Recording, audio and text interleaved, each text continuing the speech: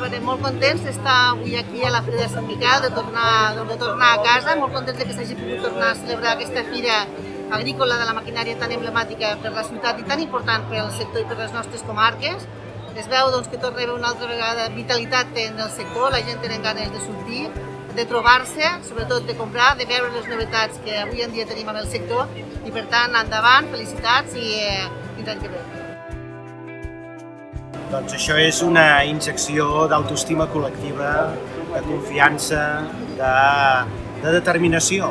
Després d'una crisi tan terrible com la del coronavirus, que la tenim més o menys controlada, tornar a fer una fira com aquesta en presencialitat, això fa que recuperi aquesta confiança en allò que som capaços de fer.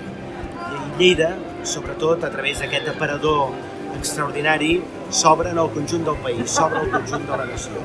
I això ho vull posar molt en valor. No és una Lleida que es tanca, sinó una Lleida que s'obre, que lidera, i en aquests moments és absolutament fonamental per recuperar el batec del país.